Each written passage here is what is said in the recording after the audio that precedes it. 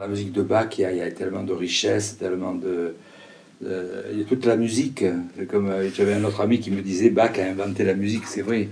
Bien qu'il n'ait pas été considéré comme un génie de son vivant, on peut dire que pour les musiciens, c'est le dieu de la musique, vraiment.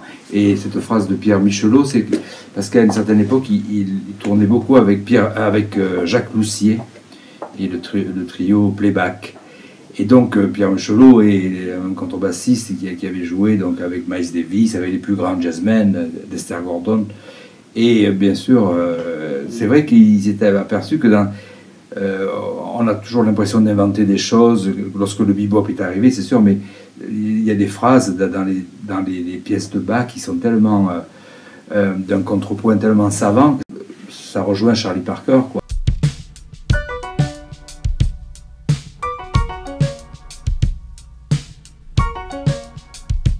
Juliette Gréco, on était resté, je crois que c'est Oslo, on avait joué à Oslo pendant une semaine. Et dans ma chambre d'hôtel, c'est l'endroit idéal pour écrire de la musique parce qu'on est tranquille, on est loin presque de la réalité, quoi, du quotidien. Et j'avais entrepris d'écrire une pièce un peu concertante, quoi. Et puis finalement, j'ai atterri sur cette valse musette et qui finalement, c'est une agréable surprise, qui est jouée dans le monde entier. Alors j'ai vu des accordéonistes russes, japonais, chinois la jouer et ça fait plaisir parce que c'est comment dire, ça devient un standard, quoi. Comme peut-être Perle de cristal, qui est une très belle composition d'ailleurs. Hein. Des fois, elle a été un peu galvaudée, mais cette polka Perle de cristal, c'était un morceau très célèbre que les accordéonistes ont rendu très célèbre.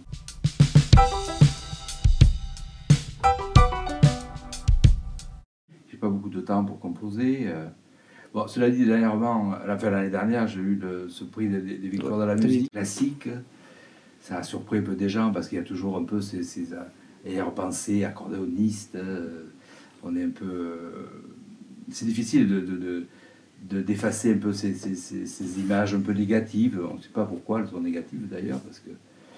Mais moi, ce que j'aimerais faire, c'est moins voyager, faire moins de concerts et puis...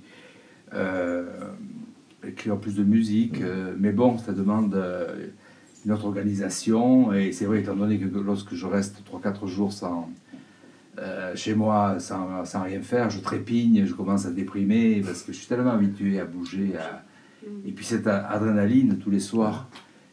Bon, hier soir, j'étais à Lisbonne, on a joué tout le répertoire en quintette de Nino Rota.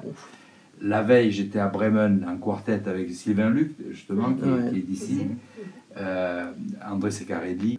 En fait, c'est un peu le 30e anniversaire du premier disque avec Catherine. D'ailleurs, je vais jouer à côté cet été, pas très loin d'ici, Cap-Breton, c'est pas loin, pour le festival, avec Philippe Catherine. Et 2 musiciens belges aussi.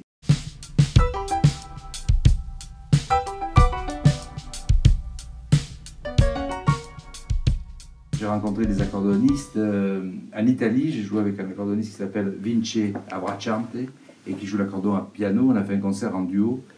Et vraiment, c'est un jeune, parce qu'il a tout juste 30 ans, et qui a vraiment beaucoup de talent, très jazz, très musicien.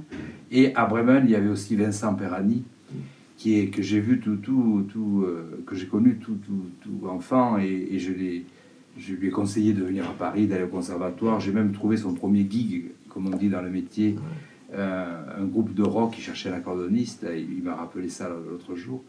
Et lui, il a vraiment beaucoup de talent. Et puis, moi, ce sont maintenant des sources d'inspiration, parce que c'est vrai qu'ils me disent que je leur ai donné envie d'aller dans cette voie-là, l'accordéon joué d'une autre manière.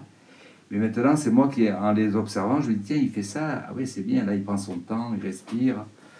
Et j'ai écouté le quintet de Perani, c'est vraiment très belle musique, de groupe aussi, la recherche des sons, même si souvent j'entends des choses qui viennent de moi et qui sont développées et enrichissantes pour tout le monde, et puis ça décloisonne, et puis maintenant l'accordéon c'est un instrument qui dans le monde du classique et le jazz, bon, les musiciens, comme la musique de Piazzolla aussi, hein, tout le monde